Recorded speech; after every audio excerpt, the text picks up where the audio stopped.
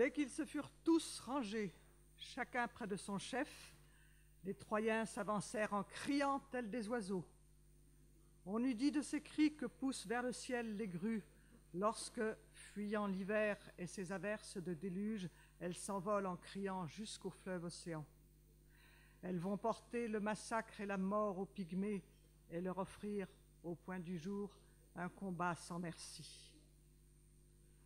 Les Achéens, eux, marchaient en silence, pleins d'ardeur et ne songeant qu'à se prêter un mutuel appui. Souvent, sur les hauteurs, le notos répand un brouillard, fuit du berger, mais que le voleur préfère à la nuit, car l'œil ne porte pas plus loin que le jet d'une pierre. Tel, sous leurs pieds, montait un gros nuage de poussière, cependant qu'ils marchaient en grande hâte par la plaine. Lorsqu'ils furent tout près, courant les uns contre les autres, on vit des rangs troyens sortir le divin Alexandre, portant sur lui une peau de panthère, un arc cintré et une épée. Il brandissait 2 javelots, coiffés de bronze, et provoquait tous les plus valeureux Argiens à se mesurer avec lui dans un combat terrible.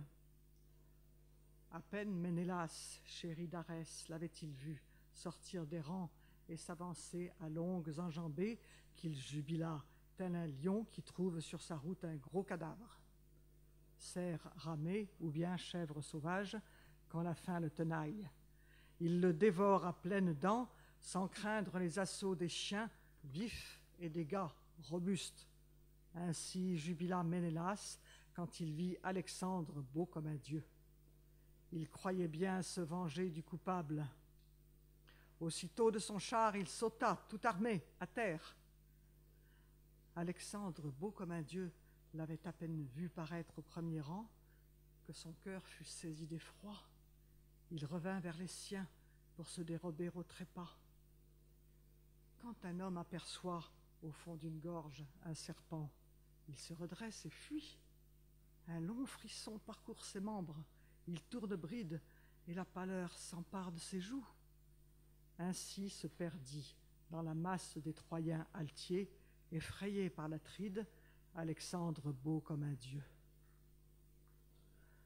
En le voyant, Hector se mit à l'accabler d'injures. « Maudit Paris, bellâtre, suborneur, coureur de filles, que n'es-tu impuissant ou mort sans avoir pris de femme? Je le souhaiterais, et tu t'en trouverais bien mieux que d'être pour nous tous objet de honte et de mépris. Vont-ils rire aux éclats, ces Achéens aux longs cheveux qui croyaient voir un champion hors pair, à en juger par sa beauté, alors qu'il n'a ni force ni bravoure? C'est donc toi, ainsi fait, qui, chargeant sur tes nefs marines de braves compagnons, courus le large pour frayer avec des inconnus et ramener du bout du monde une si belle épouse apparentée à des héros, aux grandes dames de ton père et de ta ville et de ton peuple, comblant nos ennemis de joie et te couvrant de honte. Qu'attends-tu pour frapper ce Ménélas, chéri d'Arès? Tu saurais de quel homme tu détiens la tendre épouse. À quoi te serviront cithare et présents d'Aphrodite, tes cheveux, ta beauté, quand tu seras dans la poussière? Les Troyens sont trop mous, sans quoi ils t'auraient déjà mis l'habit de pierre pour le mal que tu leur as causé. » À ces mots, le divin Paris lui fit cette réponse. « Hector, tu as raison de m'insulter. Oui, c'est justice. Ton cœur à toi toujours est dur, comme l'est une hache qui rentre dans le bois, quand, sous les mains de l'artisan taillant la quille d'une nef, elle est de son effort. Ton cœur à toi n'est pas moins ferme au fond de ta poitrine. Ne blâme pas les dons charmants de l'Aphrodite d'or. Il ne sied point de mépriser les nobles dons du ciel. C'est lui qui les octroie, et nul n'en a le libre choix. Si tu veux maintenant que je combatte et que je lutte, fais d'abord asseoir tous les gens, Troyens et Achéens, puis qu'on nous mette aux prises. Ménélas, chéri d'Arès, et moi. Hélène et tous ses biens nous serviront d'enjeu. Celui qui sera le plus fort et qui l'emportera emmènera de droit chez lui la femme et tous les biens. Au terme d'un accord sûr et loyal, vous resterez dans votre Troade fertile, et eux regagneront Argos aux bons chevaux et l'Achaïe aux belles femmes. En entendant ces mots, Hector fut soulevé de joie. Il sortit des avants et, tenant sa anse à mi-hampe, contint les bataillons troyens. Il les fit tous asseoir. Déjà, les Achéens aux longs cheveux tendaient leurs arcs, les visaient de leurs traits et lançaient contre lui des pierres, quand sire Agamemnon leur cria d'une voix puissante: « Arrêtez, gens d'Argos, ne tirez pas, fils d'Achaïe. Hector au casque étincelant veut s'adresser à vous. » À ces mots, tous cessèrent le combat. Les voix se turent d'un seul coup. Et, face aux deux camps, Hector parla ainsi: « Écoutez bien, Troyens et Achéens au bon jambard, ce que vous propose Paris, l'auteur de ce conflit. Il vous invite tous ici, Troyens et Achéens, à déposer vos armes sur la terre nourricière pour laisser seuls aux prises Ménélas, chéri d'Arès, et lui. Hélène et tous ses biens leur serviront d'enjeu. Celui qui sera le plus fort et qui l'emportera emmènera de droit chez lui la femme et tous les biens. À nous de conclure un accord qui soit sûr et loyal. » À ces mots, ils restèrent tous silencieux et quoi. Lors Ménélas, au puissant cri de guerre, s'écria: « Qu'on m'écoute à mon tour, car nul n'a de plus lourd chagrin au cœur que moi. J'entends que sans retard, on départage Achéens et Troyens. Oui, vous n'avez que trop souffert pour ma querelle et pour Paris qui fut cause de tout. Que celui de nous deux que le sort désigne au trépas périsse, et que, pour vous, le cas soit tranché au plus vite. Apportez 2 agneaux, femelle noire pour la terre et mâle blanc pour le soleil. Zeus recevra le nôtre. Faites venir le grand Priam, c'est à lui de conclure le pacte, car ses fils sont arrogants et déloyaux, et je crains qu'un écart ne rompe le pacte de Zeus. L'esprit des jeunes gens flotte toujours à tous les vents. Quand un vieillard est avec eux, il voit, en rapprochant l'avenir du passé, ce qui peut plaire aux 2 parties. » À ces mots, Achéens et Troyens furent tout joyeux, espérant bientôt voir finir leur déplorable guerre. Ils arrêtèrent donc leurs chars en ligne, en descendirent, ôtèrent leurs armes qu'ils posèrent sur le sol, les unes près des autres, car la place leur manquait. Hector se hâta d'envoyer 2 héros vers la ville, afin d'y chercher les agneaux et demander Priam, tandis que sire Agamemnon chargeait Talthybios d'aller aux creuses nefs et d'en rapporter un agneau. L'autre s'empressa d'obéir au divin fils d'Atrée. Iris, de son côté, alla trouver la blanche Hélène, sous l'apparence de sa belle-sœur Laodichée, la femme du fils d'Anténor, le grand Hélicaon. Des filles de Priam, c'était de loin la plus jolie. Elle la trouva au palais, tissant une ample toile, double manteau de pourpre, où figuraient tous les combats que Troyens dompteurs de chevaux et Achéens vêtus de bronze avaient subis pour elle par les mains d'Hadès. Se plaçant devant elle, Iris, aux pieds légers, lui dit: « Viens, ma chère, viens voir la chose étrange et merveilleuse. Troyens aux fiers coursiers et Achéens vêtus de bronze, jusqu'ici dans la plaine, s'affrontaient en des combats sources de pleurs, et ne songeaient qu'à la guerre funeste. À présent, c'est la trêve. Ils sont tous là, silencieux, couchés sur leurs écus, leurs épieux plantés dans le sol. Car voici qu'Alexandre et Ménélas, chéri d'Arès, vont pour te conquérir, se battre avec leurs longues piques, et le vainqueur fera de toi sa femme légitime. » Par ces mots, la déesse lui donna le doux désir de son premier époux. de ses parents et de sa ville.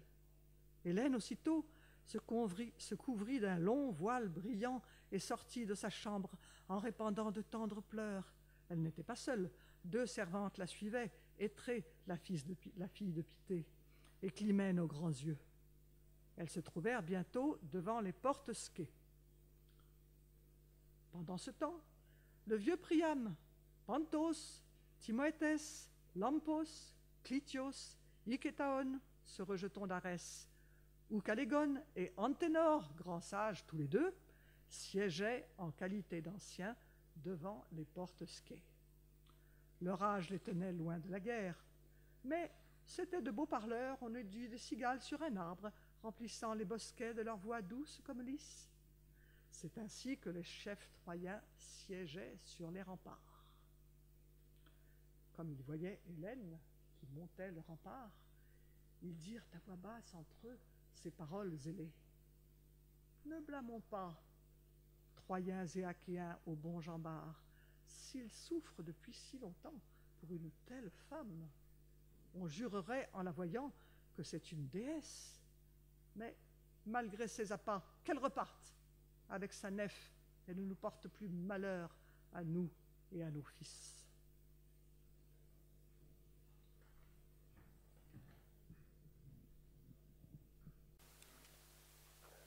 Comme il parlait ainsi, Priam interpella Hélène. « Viens par ici, ma chère enfant, et mets-toi devant moi. Tu vas voir ton premier époux, tes parents, tes amis. Je n'ai rien à te reprocher.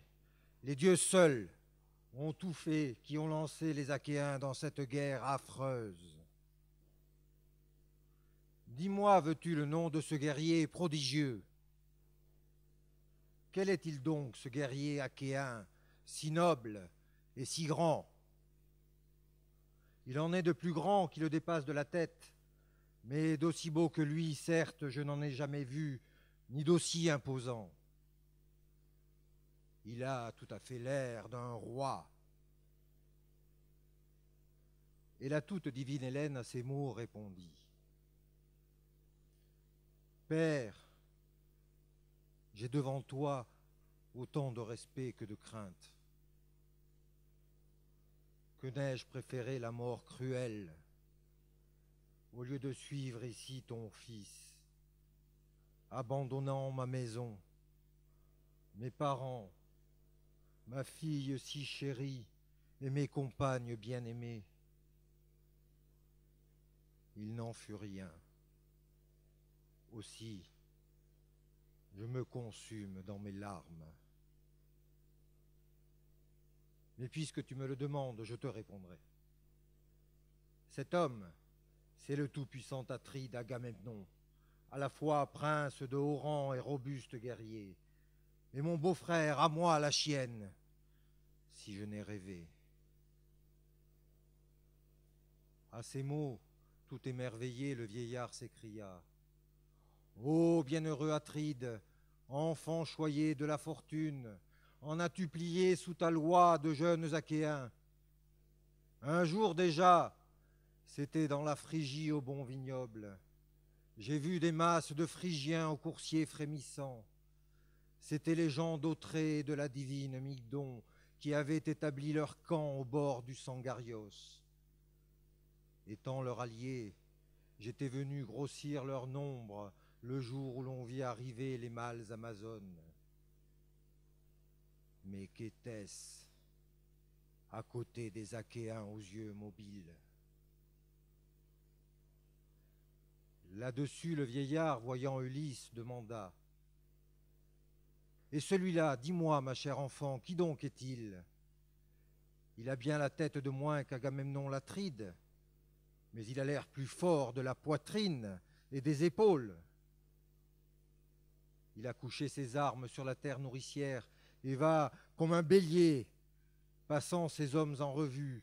On dirait à le voir un mâle à l'épaisse toison, inspectant les blanches brebis de son vaste troupeau.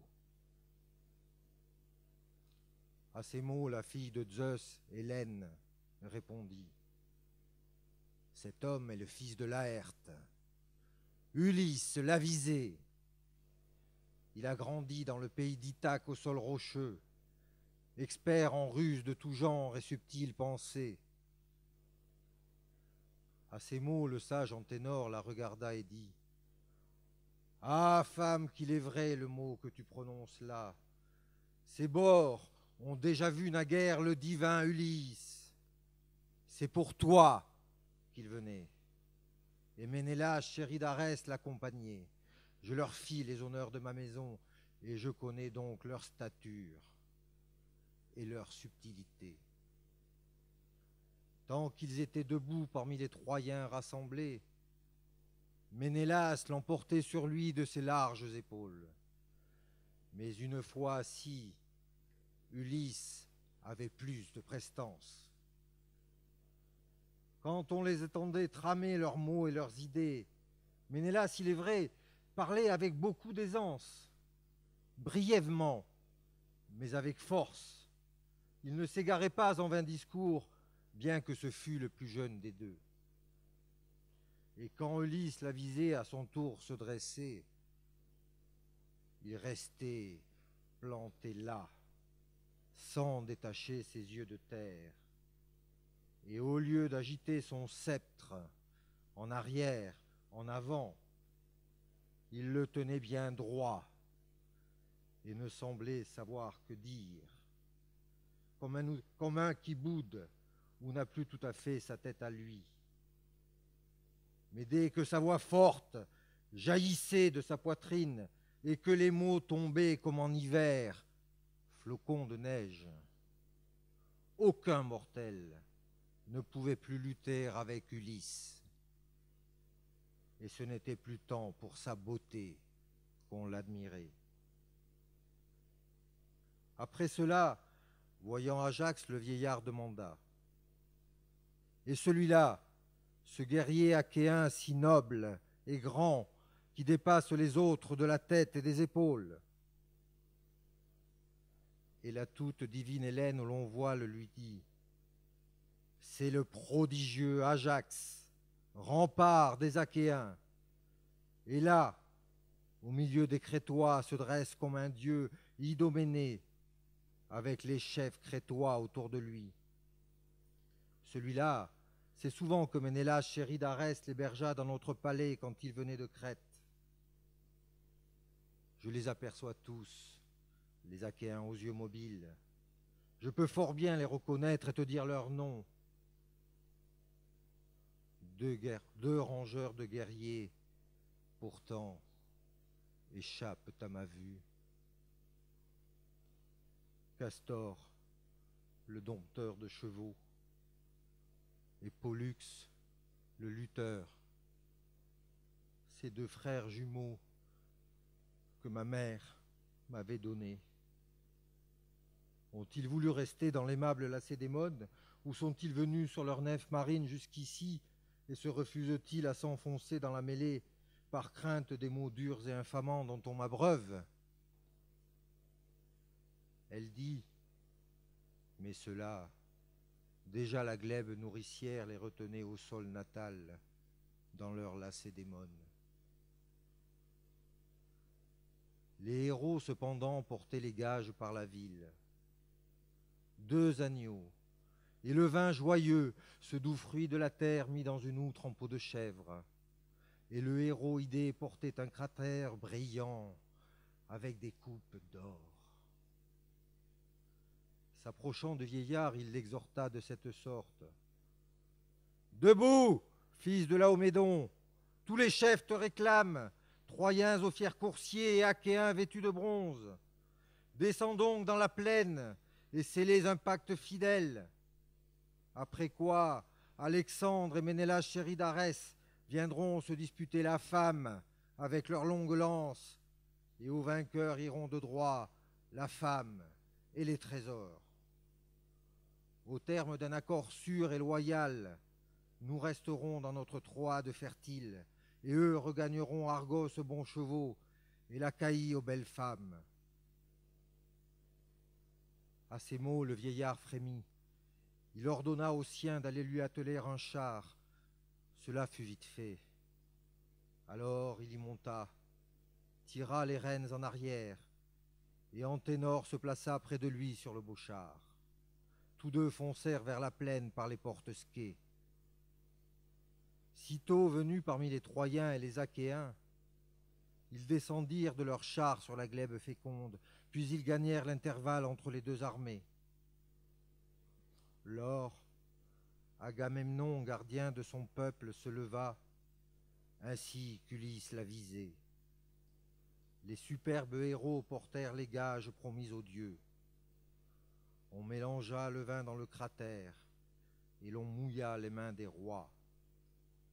L'Atride ensuite de ses mains tira le coutelas toujours pendu à côté du fourreau de son épée, et coupa les poils sur le front des agneaux. Les héros les donnèrent de suite aux chefs troyens et achéens, et l'Atride, levant ses mains, pria bien haut pour tous. Zeus, Père, ô maître de l'Ida, très glorieux, très grand, et toi, Soleil, ô toi qui vois et entends toutes choses, et vous, fleuve, et toi, ô terre, et vous qui sous le sol tirez punition des morts qui font de faux serments, soyez nos témoins et veillez sur ce pacte fidèle. Supposez qu'Alexandre vienne à bout de Ménélas, il gardera pour lui Hélène avec tous ses trésors, et nous partirons à bord de nos rapides nefs. Mais si c'est Ménélas le blond qui terrasse Alexandre, aux Troyens de lui rendre Hélène avec tous ses trésors et de payer aux Achéens une somme assez forte pour qu'on en parle encore parmi les hommes à venir. Et si Priam et les fils de Priam ne veulent pas me verser cette somme, Alexandre une fois tombé, c'est moi qui me battrai pour elle en usant de mes armes, et je ne partirai d'ici que la guerre achevée. Il dit, et prenant le bronze cruel, il égorgea les agneaux, puis les déposa à terre, palpitants, mais déjà morts, le bronze ayant ravi leur force vive. Avec les couples, on puisa le vin dans le cratère, on le versa en implorant les dieux toujours vivants, et chacun fit cette prière, Achéen ou Troyen. Illustre et noble Zeus, et vous tous, ô dieux immortels, quels que soient ceux qui, les premiers, enfreindront ce serment, qu'à l'instar de ce vin, s'écoule à terre leur cervelle et celle de leurs fils, et qu'on s'empare de leurs femmes. Tel il priait, mais le fils de Cronos resta muet. Priam le Dardanide alors leur adressa ces mots. Écoutez-moi, Troyens et Achéens, au bon Jean-Bart. Pour moi, je m'en vais regagner la venteuse Ilion, car jamais je n'aurai le cœur de suivre de mes yeux la lutte entre mon fils et Ménélas chéri d'Arès. Zeus est seul à savoir, avec les autres immortels, à qui des deux est destiné le terme de la mort.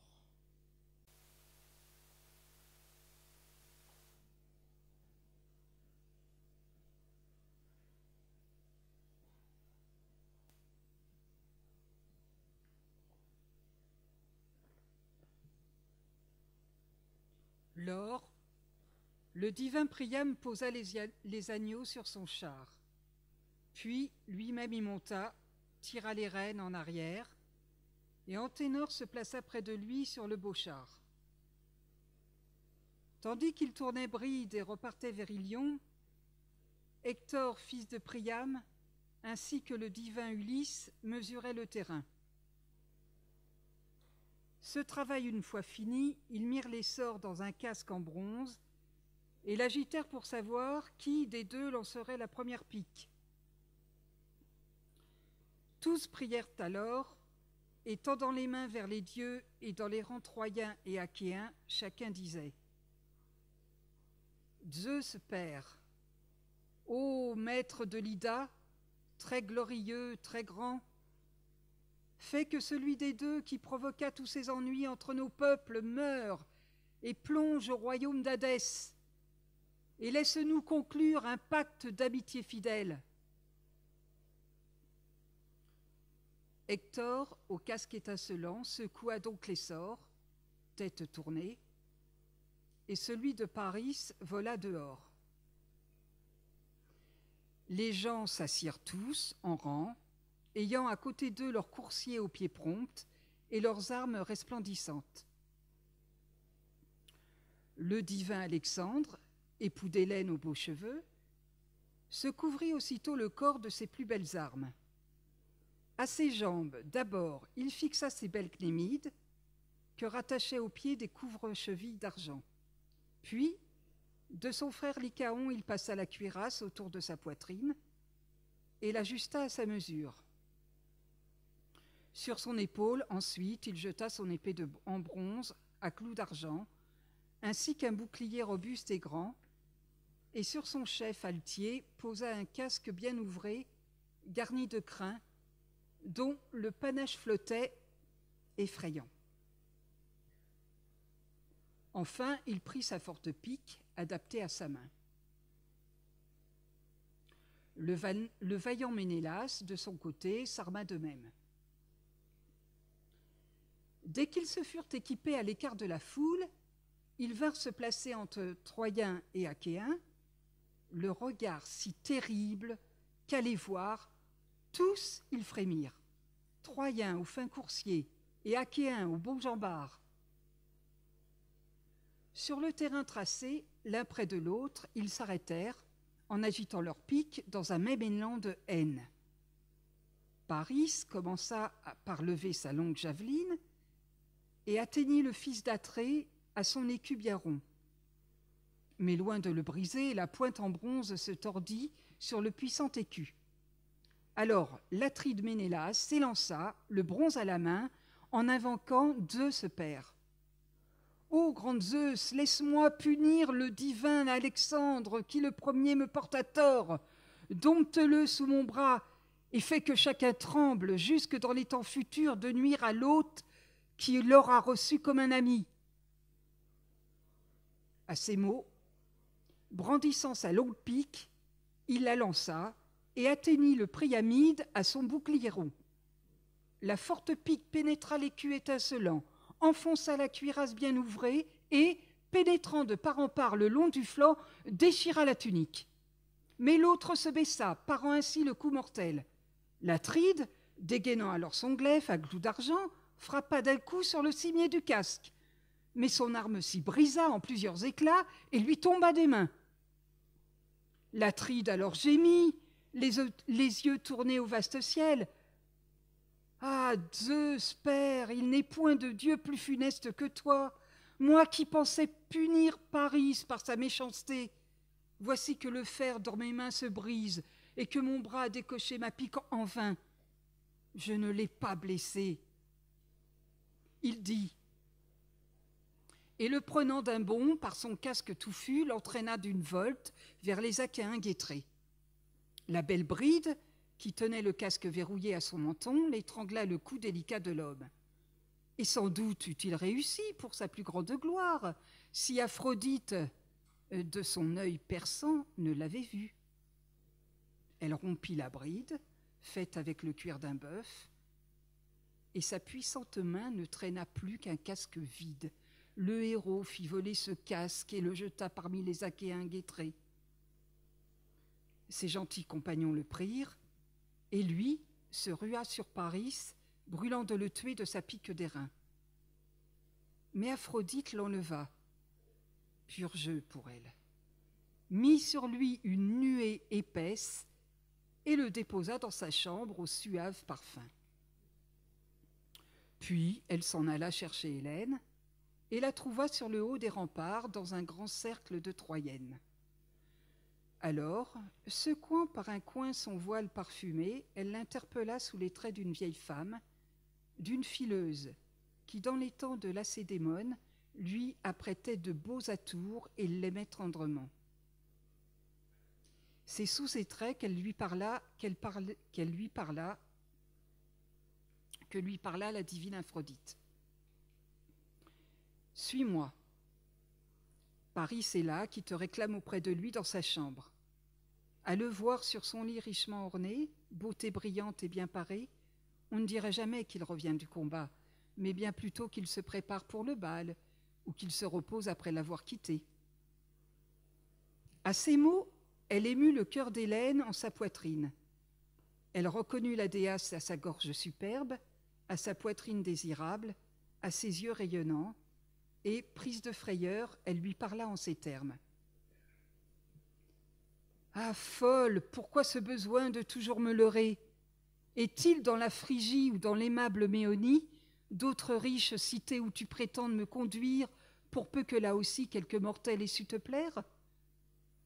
Voici que Ménélas a vaincu le divin Paris et veut me ramener chez lui, misérable entretrute. C'est donc pour cela que tu viens ici tramer tes ruses? Cours te mettre à ses pieds et renonce au chemin des dieux. Ne laisse plus tes pas reconduire chez l'Olympe. Souffle sans fin auprès de lui et prends-le sous ta garde, jusqu'à temps qu'il ait fait de toi sa femme ou son esclave. Pour moi, je n'irai point là-bas. Ce serait une honte. Lui préparer son lit. Car les Troyennes, désormais, se moqueraient toutes de moi, et mon cœur n'en peut plus. » La divine Aphrodite, se fâchant, lui répondit. « Arrête, malheureuse, ou je te laisse à ma colère. Crains que mon fol amour pour toi ne se transforme en haine, et que je ne provoque, entre Troyens et Achéens, des haines sans pitié dont tu te périrais, misérable. » Ces mots firent trembler Hélène, la fille de Zeus. Elle abaissa son voile blanc et, sans se faire voir, s'éloigna en silence sur les pas de la déesse.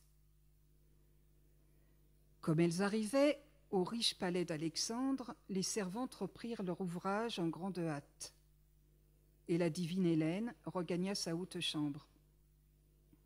Lors, Aphrodite, la déesse tout sourire, alla lui prendre un siège et le posa en face d'Alexandre. Hélène, la fille du porte Égide, s'y plaça et, détournant les yeux, tensa son époux en ces termes. « Te voilà rentré du combat. Que n'y as-tu péri des coups de ce héros qui fut mon tout premier époux? Tu te flattais tantôt de l'emporter sur Ménélas, chéri d'Arès, par ta vigueur, par tes bras, par ta pique. Qu'attends-tu pour le provoquer à un nouveau combat, ce Ménélas, chéri d'Arès? Mais non, écoute-moi. Cesse pour cette fois d'attaquer le blond Ménélas et de te battre contre lui comme un écervelé, de peur que tu ne sois bientôt terrassé sous sa lance. » Prenant la parole à son tour, Paris lui répondit. « Femme, n'accable point mon cœur de reproches blessants. Si Ménélas l'a emporté, c'est grâce à Athéna. Demain, j'aurai mon tour. Les dieux sont aussi avec nous. Viens, livrons-nous sur cette couche au plaisir de l'amour.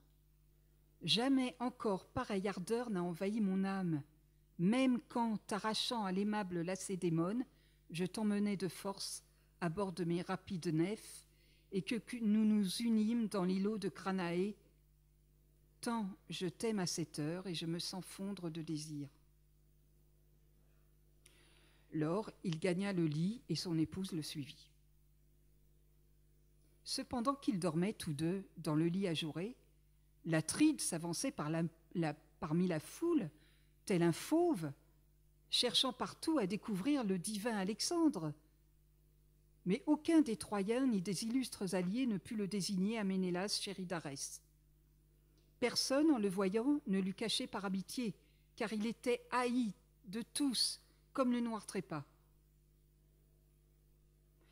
Lors, Agamemnon, gardien de son peuple, s'écria : « Écoutez-moi tous, Troyens, Dardanéens et alliés. Nul doute, le vainqueur, c'est Ménélas, chéri d'Arès. À vous de nous rendre l'Argienne Hélène et les trésors qui vont avec, et de verser une somme assez forte pour qu'on en parle encore parmi les hommes à venir. » À ces mots, tous les Achéens approuvèrent l'Atride.